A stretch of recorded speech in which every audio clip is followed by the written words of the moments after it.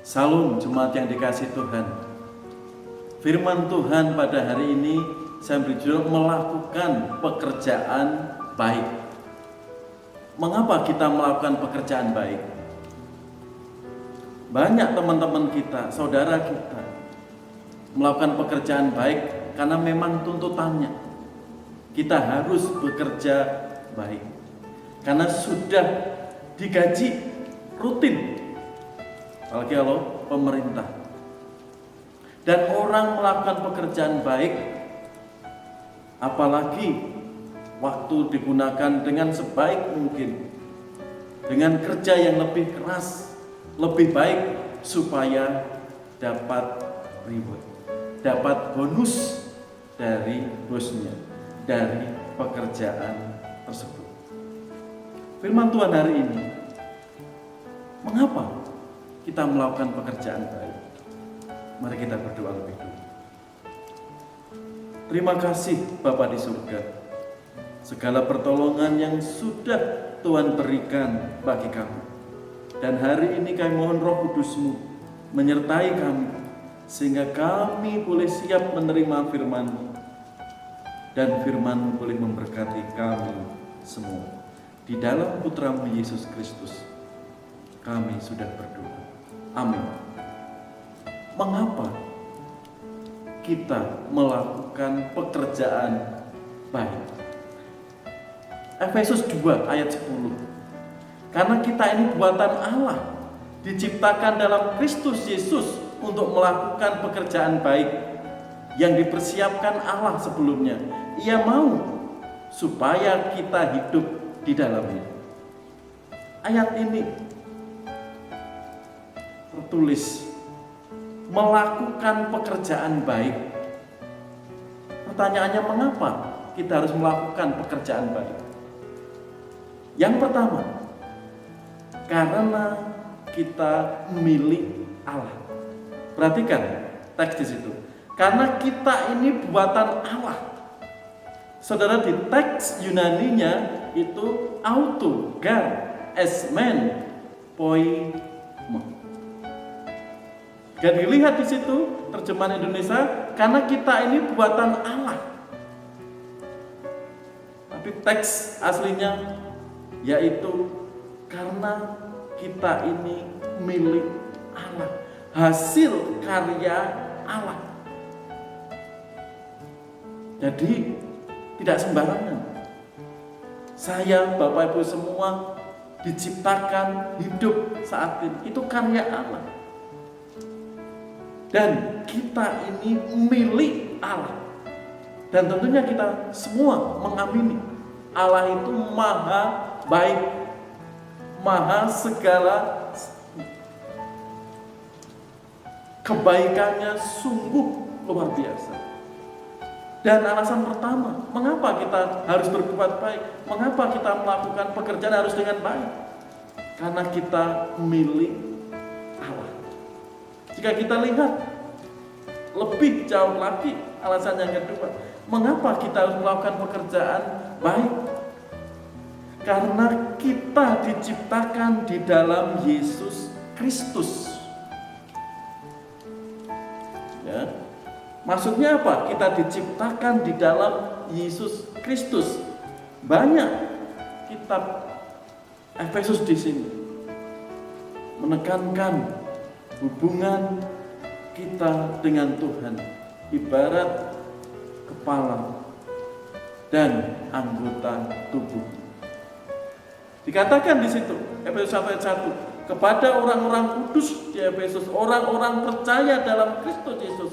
Ini menekankan persekutuan orang-orang percaya, orang-orang kudus dengan kematian dan kebangkitan Kristus. Jadi mengapa kita harus berbuat baik? Alasan pertama itu karena kita milik Allah. Alasan yang kedua, karena kita diciptakan di dalam Yesus Kristus. Yesus manusia 100%, Allah 100%, dan tidak ada cacatnya. Jadi di sini penekanannya secara spesifik Kita diciptakan di dalam Yesus Kristus yang merupakan gambar Allah, wujud Allah yang hidup, yang ajaib, yang sudah berkorban bagi kita. Dan di dalam dirinya nggak ada sedikit pun hal-hal yang jahat. Karena Kristuslah gambar Allah, wujud Allah yang sempurna. Pantas kalau kita melakukan hal-hal yang baik. Yang ketiga, mengapa kita harus berbuat baik? Jika kita melihat di situ, karena kita sudah diselamatkan. Perhatikan ayat sebelumnya, khususnya ayat 8-9. Sebab karena kasih karunia kamu diselamatkan oleh iman. Perhatikan. Tegar kariti este sesomenoi dia pisteo. Jadi kita berbuat baik bukan mencari tiket untuk bisa masuk surga. Kita melakukan pekerjaan yang baik karena kita sudah diselamatkan. Banyak hal-hal di luar sana yang mengajarkan kebaikan, hidup saleh, berbaik pada semua orang supaya dapat tiket masuk surga. Sehingga mereka berlomba-lomba melakukan perbuatan-perbuatan yang baik dengan tujuan tadi dapat tiket masuk surga. Tapi firman Tuhan, Alkitab, iman Kristen mengajarkan kita melakukan perbuatan baik karena sudah diselamatkan, bukan mencari tiket supaya bisa masuk surga. Artinya kita melakukan perbuatan yang baik itu sebagai wujud syukur kita, karena Allah sudah menjamin, sudah menyelamatkan kita. Sangat berbeda dengan ajaran-ajaran di luar firman Tuhan. Karena itu perbuatan baik kita adalah ucapan syukur. Kita sudah ditebus, kita sudah diselamatkan oleh pengorbanan Yesus Kristus. Alasan yang keempat, mengapa kita harus berbuat baik? Jika kita lihat, karena kita sudah direncanakan Allah. Perhatikan ayat tadi. Yang dipersiapkan Allah sebelumnya. Ya. Yang sudah dipersiapkan Allah sebelumnya. Perhatikan di sini. Mengapa kita melakukan perbuatan baik? Karena Allah sudah mempersiapkan sebelumnya. Allah sudah merancang. Jadi tidak kebetulan. Kita milik Allah. Kita diciptakan di dalam Yesus Kristus. Kita melakukan perbuatan baik karena kita sudah diselamatkan oleh pengorbanan Yesus Kristus. Dan yang keempat, kita melakukan pekerjaan baik karena sudah dipersiapkan.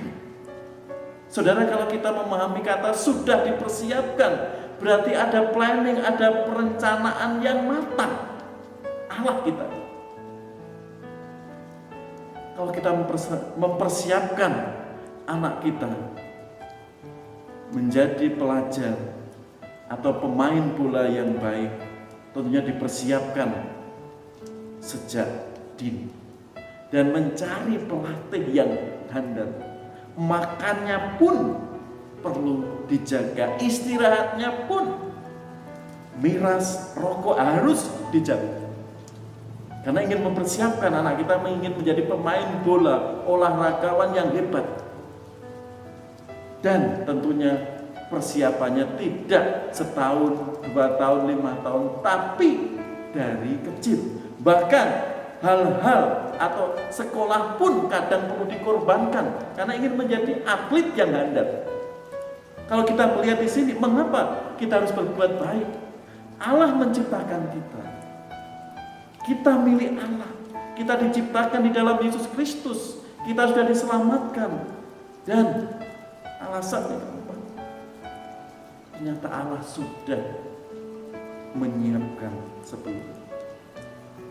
Kalau kita melihat firman Tuhan di dalam Yohanes 15:16, kita ikut Yesus karena itu mau.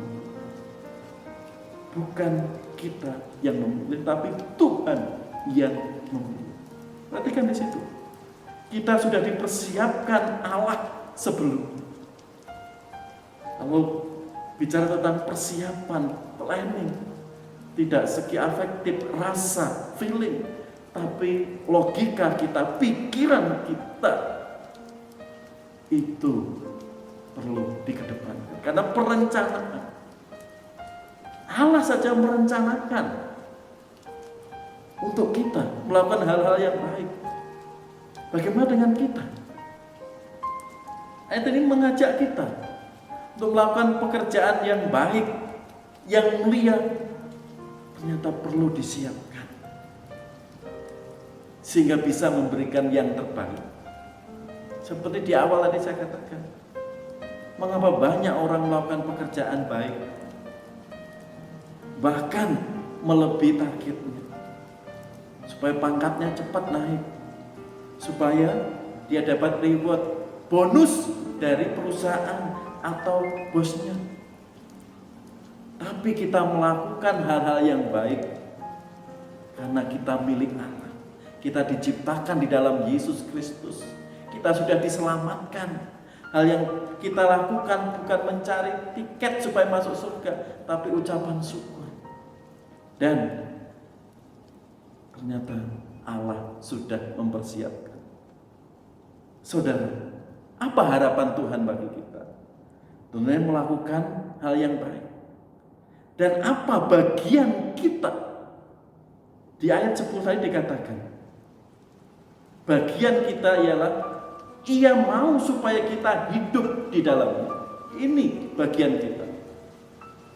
Allah sudah merancang kita, menciptakan kita di dalam Yesus Kristus, menyelamatkan kita. Bagian kita dikatakan di ayat 10 yang terakhir tadi, Ia mau supaya kita hidup di dalamnya. Dikatakan di situ, olis prostoi masin, hoteos ina en autos. Arti secara harafiah yaitu supaya kita itu berjalan dengannya. Arti sederhananya kita itu mentaatinya. Allah yang sudah menciptakan kita, menyelamatkan kita. Allah mau supaya kita berjalan bersamanya. Itu lebih pasnya kita mentaatinya. Karena Allah sumber kebaikan. Mari saudara, firman Tuhan itu kita imani, kita syukuri. Jadi bagian kita diharapkan hidup, berjalan serta kita mentaati firman. Itu bagian yang harus kita lakukan. Karena hal-hal yang kita lakukan itu harapan Tuhan. Kita mentaati firman. Apa hal-hal yang baik? Bagaimana kita mengasihi sesama kita? Bagaimana kita mengampuni sesama kita yang sudah menyakiti kita?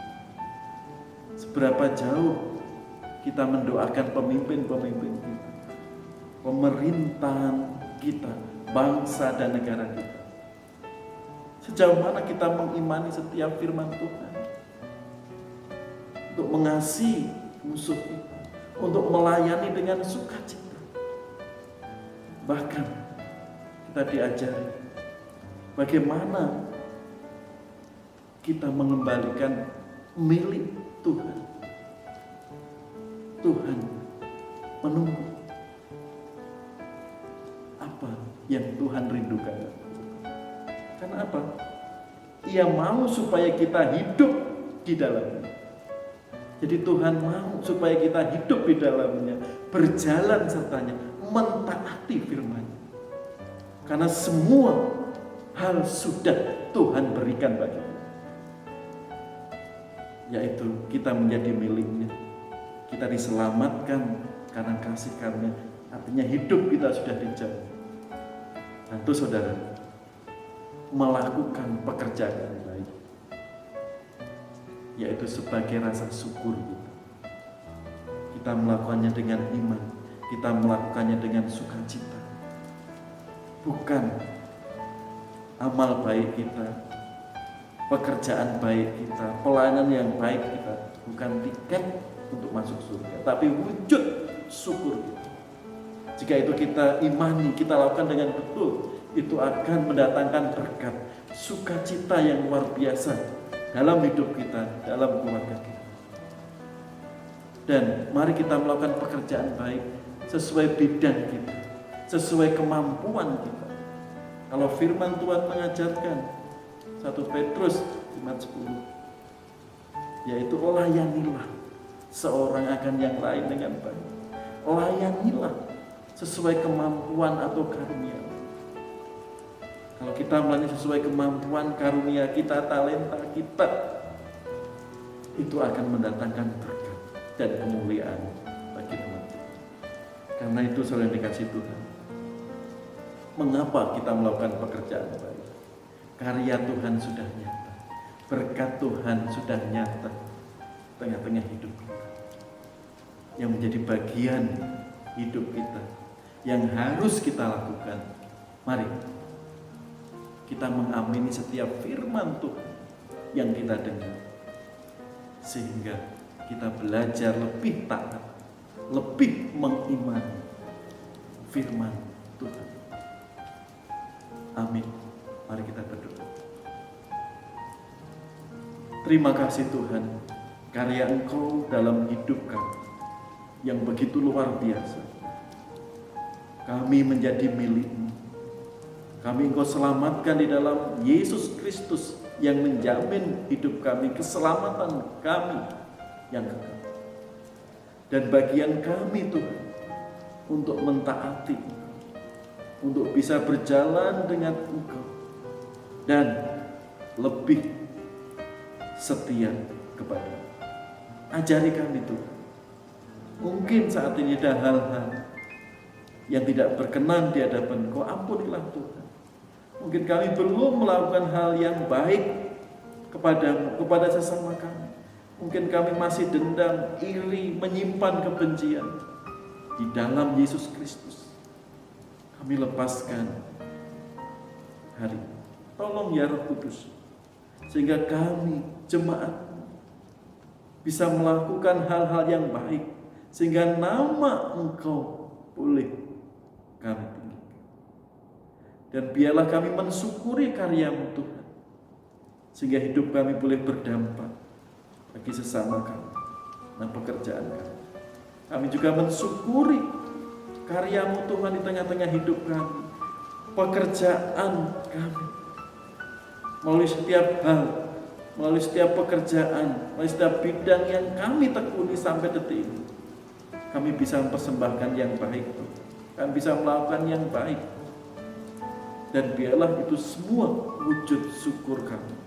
Karena kami meyakini, jika kami persembahkan hidup kami, pekerjaan kami, kesehatan kami sampai hari ini dengan baik, kami meyakini Tuhan akan melawat kami, menopang kami, menguatkan kami, bahkan memberkati hidup kami dan keluarga. Kami serahkan Tuhan setiap jemaat, kaum muda, remaja, anak-anak, sampai yang sudah lanjut usia. Lawat, berkatilah mereka, jaga, sehingga hidup kami yang sudah Engkau tebus bisa melakukan hal-hal yang lebih baik lagi, sesuai kemampuan kami, sesuai karunia dan talenta yang sudah Tuhan berikan bagi kami. Di dalam nama Yesus Kristus kami naikkan doa. Amin.